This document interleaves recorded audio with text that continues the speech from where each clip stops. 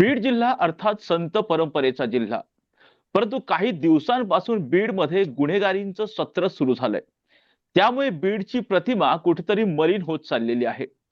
9 डिसेंबर 2024 रोजी मसाजोगचे सरपंच संतोष देशमुख यांचं अपहरण करून निर्घुणपणे त्यांची हत्या करण्यात आली. या हत्या प्रकरणानंतर कुठेतरी पोलीस या प्रकरणामध्ये अतिशय कठोरपणे पावलं उचलतील आणि त्यानंतर याचा कुठेतरी गुन्हेगारांना या प्रकरणाचा जरब बसेल या अनुषंगाने पोलीस तपास करतील असं वाटत होतं. परंतु या प्रकरणानंतर आज तब्बल 4 महिन्यांच्या नंतर संतोष देशमुख यांची हत्या झाल्याच्या नंतर 4 महिन्याच्या नंतर बीड जिल्हा पुन्हा एकदा हादरला. भाजपाचे लोकसभेचे विस्तारक असणारे बाबासाहेब आगे यांची भर दिवसा कोयत्याने वार करून निर्घुणपणे हत्या करण्यात आली आणि त्यामुळे बीडच्या सुरक्षेचा प्रश्न अर्थात बीड मधील गुन्हेगारीचा प्रश्न पुन्हा एकदा ऐरणीवर आलाय. आणि त्याच अनुषंगाने आजचा आपल्या चर्चेचा विषय आहे बीड मध्ये गुन्हेगारांचा धिंगाणा सुरूच, कायदा सुव्यवस्थेचा उडाला बोजबारा. या संपूर्ण घटनेला जबाबदार कोण? आणि या चर्चेमध्ये माझ्यासोबत आहेत ज्येष्ठ पत्रकार गणेश सावंत सर. सर, तुमचं टॉप न्यूज मराठीमध्ये खूप खूप स्वागत. नमस्कार. नाही, खरं पाहिलं तर बीड जिल्ह्यातले जे की आपण कायदा सुव्यवस्थेचा बोजवारा उडाला याबाबत आपण बोलताय किंवा महाराष्ट्रातील मीडियाही बोलते, परंतु मला वाटत नाही असं की बोजवारा उडालाच. परंतु काय काही घटना अशा घडल्या की त्या घटनांमधून एक नकारात्मक किंवा कायदा व सुव्यवस्था या ठिकाणी नाहीच अशा पद्धतीचं एक स्वरूप बाहेर गेलेलं आहे. जेवढे वाईट या ठिकाणी घटना आपल्याला पाहायला भेटतात तेवढ्याच या ठिकाणी चांगल्याही घटना असतात. या ठिकाणी या बीड जिल्ह्यामध्ये तुम्हीच आता बोलताना राजरत्न सांगितलंय की हा साधू संतांचा जिल्हा आहे, समाज सुधारकांचा जिल्हा आहे. नक्कीच हा जिल्हा साधू संतांचा आहे, समाज सुधारकांचा आहे, विचारवंतांचा आहे आणि आता गुंडांचा बी म्हणायला हरकत नाही. परंतु ह्या सगळ्या गोष्टीकडे जर पाहायचं असेल तर बीडच्या अर्थकारणापासून समाजकारणापासून बरोबर तिथल्या दारिद्र्यापर्यंत मला पाहावं लागेल.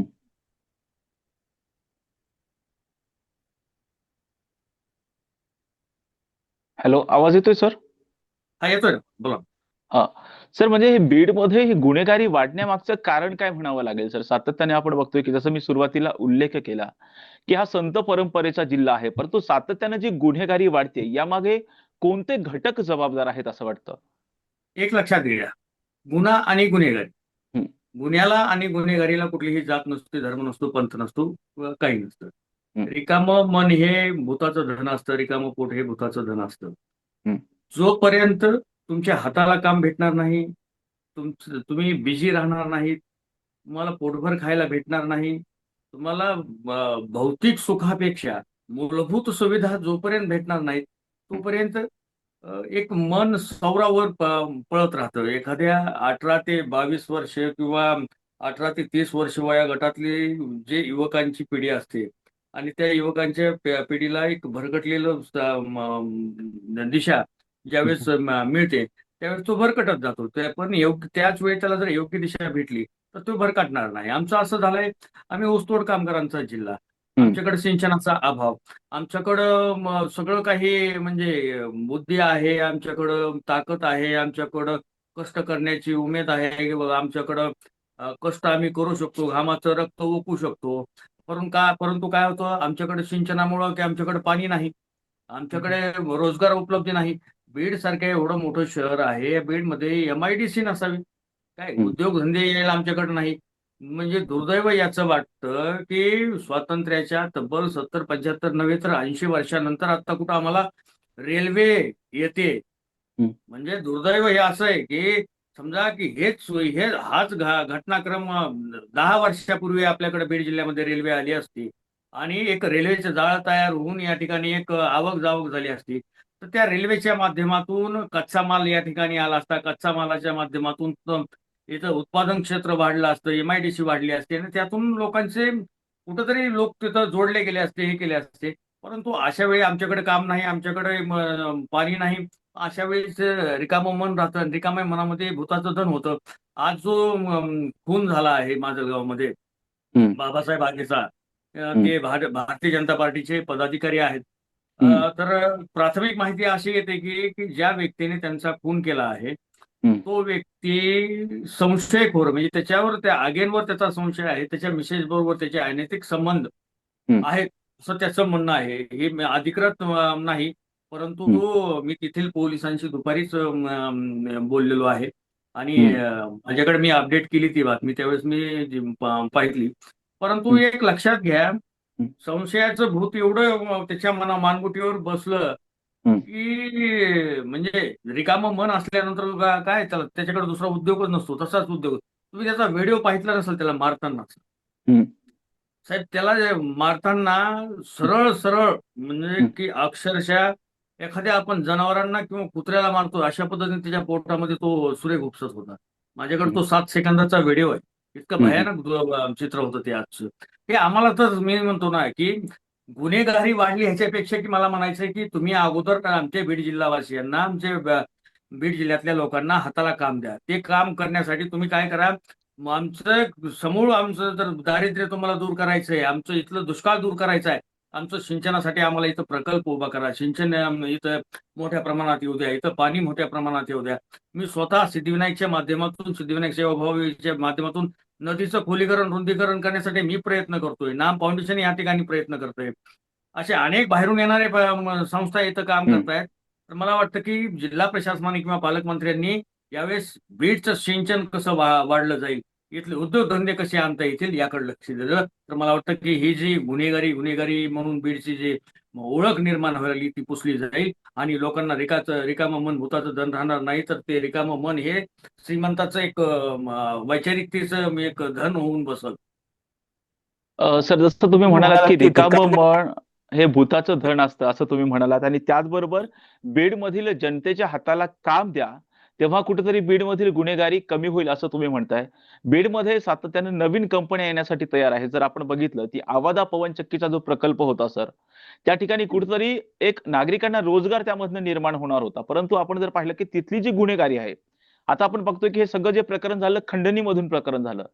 कुठेतरी एका बाजूला सरकार रोजगार निर्माण करण्याचा प्रयत्न करते. अशा वेळी खंडणी मागून तेथील कंपन्या दूर पाठवायच्या. त्यामुळे कुठेतरी एक गुन्हेगारींचा एक मोठा अड्डा होतोय असं वाटतं का?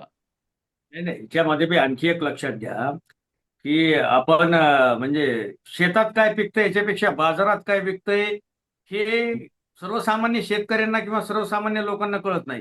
हे कोणाला हं, कळतं? अदानी अंबानीला हे कळतं, किंवा की शेतात काय पिकतंय याच्यापेक्षा बाजारात काय विकतंय हे पाहायला. हं, आणि हे आवादा कंपनी असेल किंवा आणखी ज्या कंपन्या येतात का, ह्या हं, ज्यावेळेस प्रत्यक्षात आमच्या सारख्या एका बीड जिल्ह्यासारख्या एका ग्रामीण भागामध्ये येतात, अशा वेळेस ते थेट शेतकऱ्यांना जो मोबदला द्यायला पाहिजे, तो मोबदला ते देत नाहीत. ते काय हं, करतात, गावातले जे गुंड असतील प्रवृत्तीचे, हं, ते लोकांना अगोदर जवळ करतात.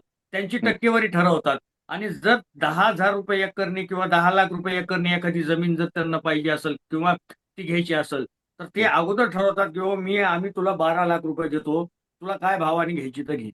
मला वाटतं, की थेट तुम्हाला जर शेतकऱ्यांच्या त्या ठिकाणी बांधावर जायचं ना, शेतकऱ्याचा बांध तुम्हाला घ्यायचा आहे ना, तर त्या हं, शेतकऱ्यांपर्यंत डायरेक्ट जा. शेतकऱ्याला म्हणा, तुझे या ठिकाणी 10 लाख रुपये होतात भाऊ.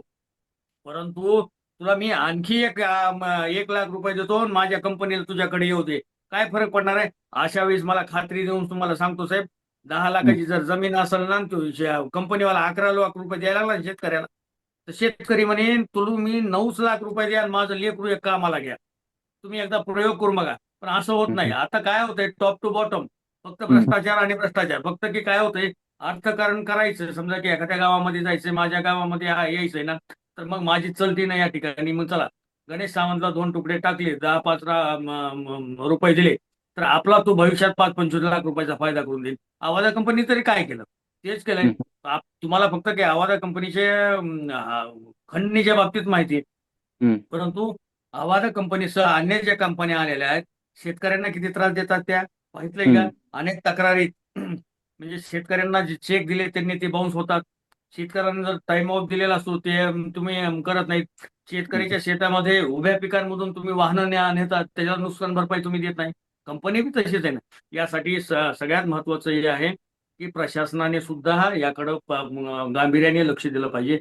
प्रशासन म्हटलं की आपल्याला कोण येतं? की पोलीस आपल्याला दिसतो असं नाही. हम्म. महसूल विभाग किंवा कृषी विभाग असेल, महसूल विभाग असेल, पोलीस विभाग असेल, सर्व क्षेत्रातल्या जर कर्मचाऱ्यांनी, अधिकाऱ्यांनी हे लक्षात घेतलं की नाही, आपण इमानाने काम करायचं आहे, शेतकऱ्यांसाठी करायचंय आपल्या, किंवा या मागास भागासाठी हे करायचंय, आर्थिक दृष्ट्या आम्ही शूद्र आहे साहेब, हम्म. विकसित दृष्ट्या आम्ही शूद्र आहे. हम्म. तर आम्हाला खरं तर खरी गरज आहे की आम्हाला इतर लोकांसोबत न्यायची. आम्हाला श्रीमंत व्हायचं नाही, बीड जिल्ह्यातल्या माणसाला काही अदानी आणि अंबानी व्हायचं नाही. आम्हाला वाटतं की आम्ही इतरांबरोबर एक व्यवस्थित असावा, आम्हाला 4 चाकी गाडी असावी, आमच्याकडे 20-20 एकर शेती हो, काही काही जणांकडे 10-10, 5-5 एकर शेती, काय त्याच्यात कुसळ उगतात साहेब.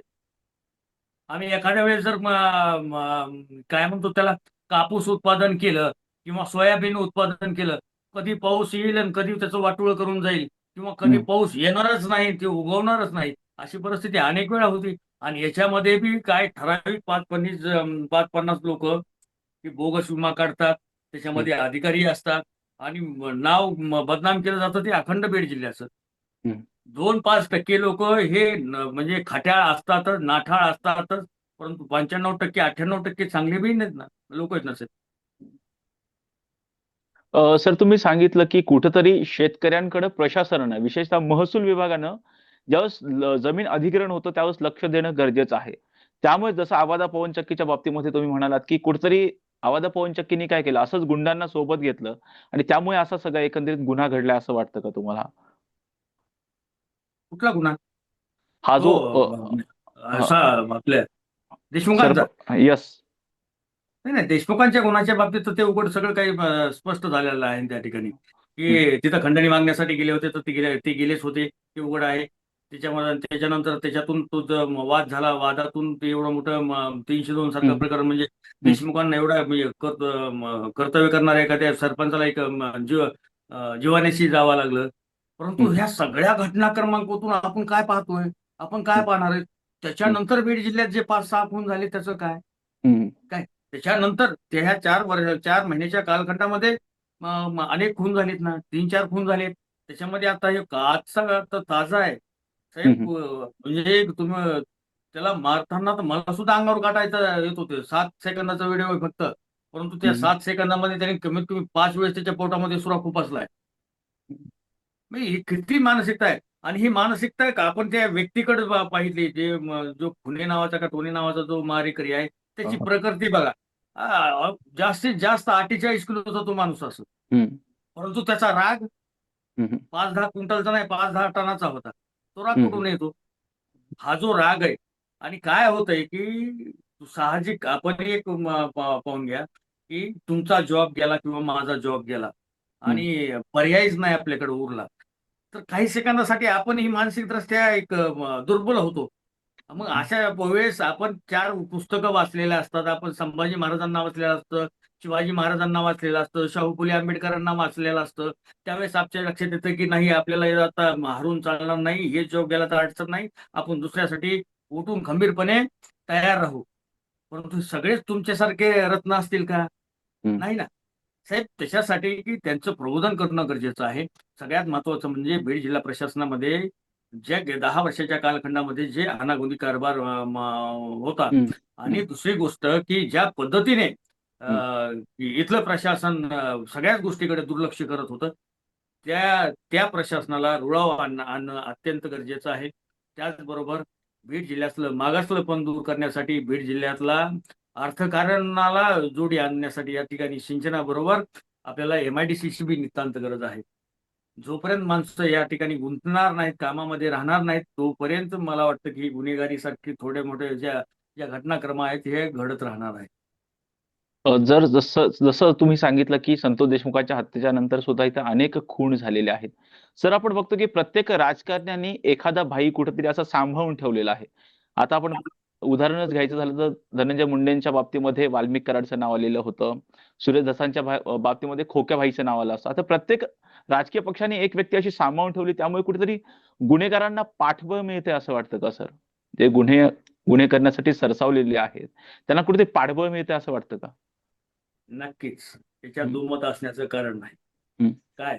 हं. सत्याशी मन केले वाही मानली नाही नाही बहुमत. खरं तर काय होतंय प्रत्येक गोष्टीच्या वेळेस की आम्हाला अ, पद, पैसा, प्रसिद्धी, पदवी आणि हं, पोरगी हं, या 5 प पासून ज्या गोष्टी आहेत का, हं, इथपासूनच एक तर चांगलं होतं, नाहीतर एकात वाटोळं होऊन जातं. सगळ्यात महत्त्वाचं काय आहे, की कुठलीही गोष्ट झाली, की आम्हाला राजकारण करायचं असतंय. राजकारण करताना काय असतं, की मनी, मसल्स ह्या ज्या पॉवर आहेत का, ते हं. आता लोकांसाठी पैसे देऊन बी आपण मतदान घेतो. मग त्याच्यासाठी नाही केलं तर मग 2 गुंडे पाळायचे आणि त्याच्यातून बी हे करायचं. तर मला वाटतं, की सगळीकडेच चालू होतं. परंतु देशमुखांची ज्या पद्धतीने हत्या झाली आणि हं, त्या हत्यानंतर ज्या पद्धतीने कारवाई होत आहे हं, आणि ज्या पद्धतीने पुढे निकाल लागेल, मला हं, वाटतं की कुठलाही यापुढचा युवक हं. गुंड प्रवृत्तीच्या पाठीमागं उभा राहणार नाही आणि गुंडपणा करावयास लावणाऱ्या नेत्याच्या बाजूने बोलणार नाही. ही सर आपण त्यांच्यासाठी एक हं, हं, हं. बोला, बोला सर बोला. ही जी घटनाक्रम घडलाय का, की आता हं, जो किंवा बीड जिल्ह्यामध्ये घटनाक्रम आहे हं, त्याच्यातून जे काही समोर येतंय तर हं, नक्कीच त्याचा निषेध सर्व क्षेत्रातून होतोय, सर्व जात-पात, धर्मपंथातून होतोय हं, आणि विशेष म्हणजे गेल्या 8-10 महिन्यापूर्वी समजा एखाद्या नेत्याला जर कुणी हिरो मानत असेल, की किंवा आमचा नेता हा होय आणि सगळेच आपापल्या नेत्याला हं, हिरो मानतात. परंतु त्या जो अंजाम 302च्या संतोष देशमुखांचा झाला आणि हं, त्यातून आरोपितांचा जो अंजाम होणार आहे, हे सगळं पाहून मला वाटतं, की इथून पुढे आजची आमची पिढी ही धांदाल आणि खोटारडा जो काय अ, रगेलपणा आहे, तो रगेलपणाच्या पाठीमागे ती जाणार नाही. ती एक शाहू फुले आंबेडकरांच्या विचाराने, समाजसुधारकांच्या विचाराने, साधू संतांच्या विचाराने एक चांगल्या दिशेने जाईल याची खात्री तर आहे आम्हाला.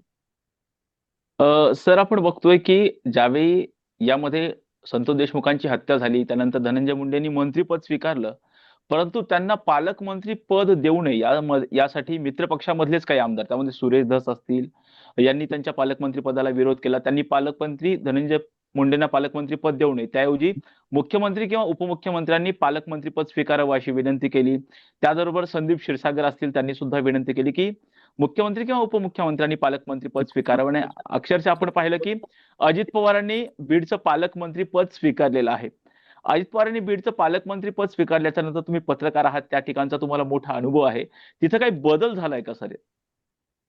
नाही, नाही. बदल एवढा झालाय आपल्याला काय आहे, अजितदादा ज्यावेळेस पालकमंत्री म्हणून बीडला आले, तर मला वाटतं की 2 वेळेस ते बीडला आलेले आहेत. तर 2 वेळेसमध्ये 2 वेळेस त्यांनी बैठका घेतलेल्या आहेत. एकूणच याच्यामध्ये एक बदल फक्त झालेला आहे.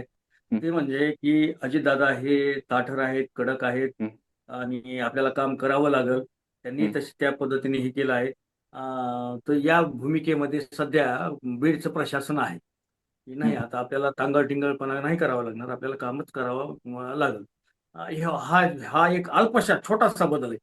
हं, आणि बाकीचा असा मोठा काही बदल नाही. पुन्हा तेच विषय आहेत, तीच रेल्वे आहे, तेच विमानतळ आहे हं, आणि तेच सगळ्या गोष्टी आहेत.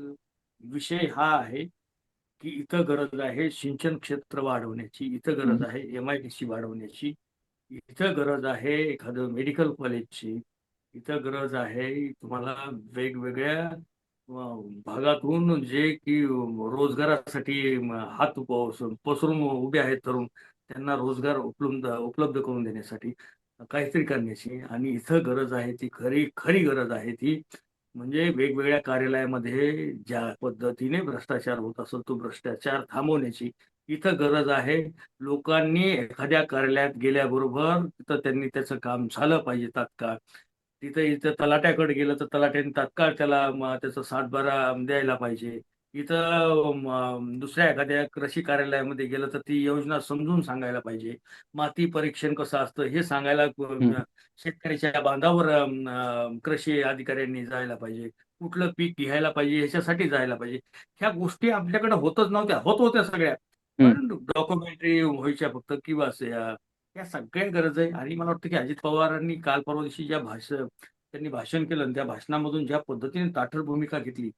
सत्या मामनी नव्हे गबाळ्याची देणधनी देतो तीक्ष्ण उत्तरे पुढे व्हावी असे बरे. या पद्धतीने त्यांनी खरं तर भाषण केलं आणि भाषणाचं कौतुक करतो मी त्यांच्या. फक्त की त्यांनी ते भाषण जेवढं भाषण केलं आणि जेवढ्या ताकदीने ते अजितदादा बोलले, त्याच्यातलं 20 ते 30% त्यांनी अंमलात आणावं. बीड जिल्हा सुतासारखा सरळ तर होईलच आणि सजलाम सुफलामच्या दिशेनेही वाटचाल करेल.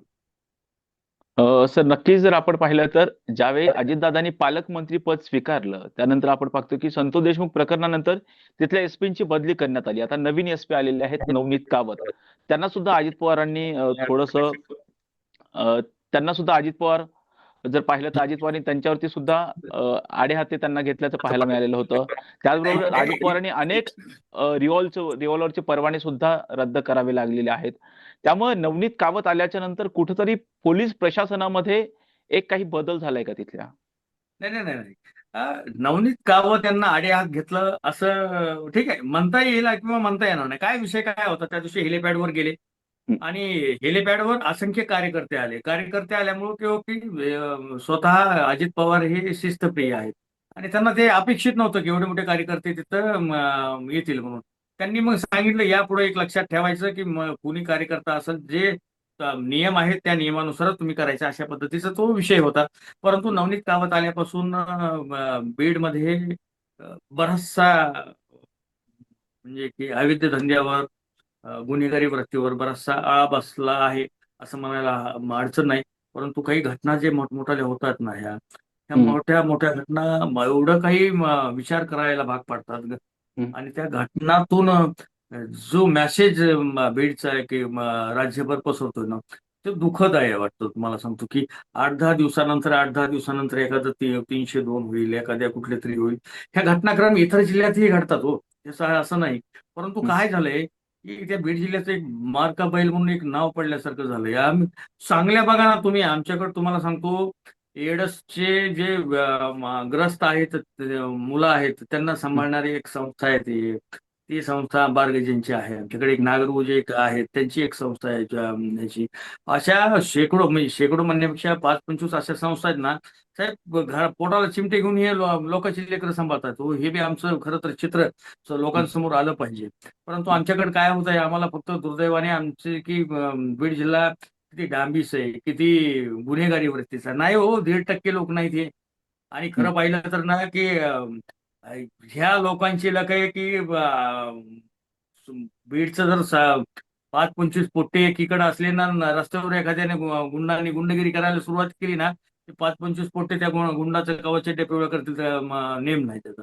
अहो, आमच्याकडं केंद्रकर सारखा एक अधिकारी होऊन गेला ना, तर हं, त्याच्या बदली झाल्यानंतर अख्खा जिल्हा रस्त्यावर उतरला होतो आणि हं, बीड जिल्हा वाईट आहे म्हणून सांगतो. असं नाही हो. इथं एकदा अधिकारी इथं एक विशेष आहे, तुम्हाला एक सांगतो मी. हं. ज्यावेळेस अधिकारी इथं येतात यायचं म्हणतात का, त्यावेळेस तो बीड जिल्हा लय खतरनाक आहे म्हणून इथं यायचं टाळाटाळ करतात. परंतु एकदा का इथं अधिकारी आला ना, साहेब तो म्हणजे 3 वर्ष जाऊ द्या, 5 वर्ष जाऊ द्या, 10 वर्ष तो इथंच राहायचं म्हणतो, तो पुन्हा सोडित नाही बीड जिल्हा. तर त्यावरूनच मार्क वाद आहे बघा होतोय बीड. सर. म्हणजे हा, पोलीस बघा ना. अधिकारी आल्याच्या नंतर त्यांची बदलीच होत नाही म्हणूनही वाद आहेत सर. हा, आहेच ना. का होत आहेच नाही मुळात. असं? नाही नाही, त्याच्यामध्ये बघा काय आहे, यथा राजा तथा प्रजा असते. हं, आमचं प्रशासनाचं आहे, म्हणजे शासन व्यवस्थाच अशी झाली हं, की कोणाच तरी सांगण्यावरून कोणाच तरी ह्याच्यावरून ती जर चालत असेल तर हे असंच होणार आहे. मला हं, वाटतं की कुणीही असो, शासन प्रणाली चालवताना की जे नियम आहेत, जी शिस्त आहे ती लागली पाहिजे आणि त्या शिस्तीनुसारच सगळ्या गोष्टी व्हायला पाहिजेत. इथं ना कुठली जात, ना धर्म, ना पंथ, ना कुठलं काही पाहायला नाही पाहिजे. तो चांगला आहे, एखादा अधिकारी चांगला आहे, त्याचं कौतुक झालंच पाहिजे. एखादा अधिकारी भ्रष्ट आहे, तो भ्रष्टच आहे, त्याला नागवत केलंच पाहिजे. या मताचा मी आहे आणि मीच नाही, या मताचा उभा महाराष्ट्र आहे. कारण हा शाहू फुले आंबेडकरांच्या विचारावर चालणारा आहे, जिजाऊ माँसाहेबांच्या आणि छत्रपती शिवाजी महाराजांच्या विचारावर चालणारा महाराष्ट्र आहे. इथं दांभिकपणाला महत्व नाही साहेब. इथं आहे ते सत्याला महत्व आहे. इथं हं. महत्व आहे ते न्यायाला महत्व आहे. इथला महाराष्ट्रातला प्रत्येक माणूस बघा तुम्ही, तो दुबळा कितीही असो, विचाराने लय श्रीमंत आहे. सर आपण बघतोय की जसं तुम्ही सांगितलं की हेलिपॅड वरची ती घटना होती, परंतु पहिली जी बैठक झाली होती, डीसीची जी पहिली बैठक झाली होती, त्या बैठकीच्या वेळी अजित पवार ज्यावेळी पोलीस अधीक्षकांना भेटले त्यावेळेस त्यांनी जो कृष्ण आंधळे आहे तो अद्यापही का सापडत नाही असा सवाल त्यांनी विचारलेला होता. त्या अनुषंगाने मी बोलत होतो पहिल्या बैठकीच्या वेळी. नाही, कृष्णा आंधळे का भेटत नाही हा हं. विषय खरं तर आपला एवढा प्रश्न विचारण्यापुरता मर्यादित आहे, ठीक आहे. परंतु त्याच्यावर उत्तर अनेक आहेत की कृष्णा आंधळे का भेटत नाही. तर त्याच्यात समजा आपणच अनालिसिस जर केलं तर तो जर म्हणजे मोबाईलच जर वापरत नसेल.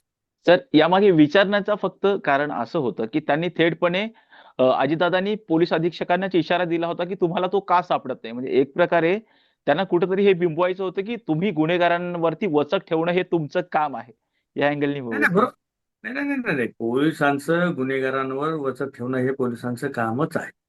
काय परंतु की काही घटनांमध्ये लग बॅड हो त्याच्यापेक्षा की तो आता एक कसबे का कासबे म्हणून कोणतरी पी आहे त्यांचा तो हं. सध्या की व्हिडिओ काढतो सातत्याने बीड हां, पोलिसांची हां. इब्रत कासले. विशीला टांगतो. कासले. रणजित कासले. हां, बीड हां. पोलिस हा बीड हां. पोलिसांची सगळी अब्रू विशीला टांगतोय. हं, त्याला अजून ताब्यात घेता आलं नाही ना. काय हं, पण आतापर्यंत त्याच्यावर गुन्हा नव्हता. हं, परंतु माझ्या माहितीस्तव की बीडमध्ये एक अॅट्रॉसिटीचा गुन्हा एक त्याच्यावर दाखल झालेला आहे कासलेवर. आणि हं, कोल्हापूरला 1,70,000 रुपये त्यांनी कोणाकडून तरी घेतले ते परत केले नाही म्हणून मला वाटतं की कोल्हापूरमधील पेन पोलीस ठाण्यामध्ये त्याच्यावर एक गुन्हा दाखल आहे. मग गेल्या 48 तासाच्या आत 48 तासामध्ये हे 2 गुन्हे दाखल झाल्यानंतर बी तो कासले बी नाही ना. विशेष म्हणजे तो लाईव्ह घेतोय साहेब. हं, हा विषय आहे. ह्या सगळ्या घडामोडी आहेत. आणि गुन्हेगारीच्या बाबतीत तर तुम्हाला आम्हाला सगळ्यांना मिळूनच ह्या सगळ्या गोष्टी करायच्या आहेत. आज जर जो खून झाला त्या त्या ठिकाणी मला माणसं दिसतात 10-5 लोक तिथं हं, हे करताना तर शिवाय देतात. हं, परंतु त्याच वेळेस कोणीतरी असं जर लांबून त्याला काठीने डिवचलं असतं 5-10 जण काठ्या घेऊन त्याच्या अंगावर धावले असते तर जे 2-5 वार तो करत होता एखादा वार कमी झाला असता आणि त्याच्यामध्ये तो एखाद्या वेळेस ते आगी वाचला असतं साहेब. की आपण बघायची भूमिका घेण्यापेक्षा मला वाटतं की बीड जिल्ह्यातल्या जनतेने मला वाटतं की निर्भय होऊन ठीक आहे त्याच्या हातात शस्त्र आहे तुमच्या हातात शस्त्र नाही. परंतु तुम्ही एकत्रित 5-10 जण आहात आणि हं, ज्यावेळेस एकत्रित 5-10 जण एखाद्याच्या अंगावर महाग पळाल का त्यावेळेस नक्कीच तो गर्भगळीत होईल. अशा वेळेस एखाद्याचा जीव वाचल.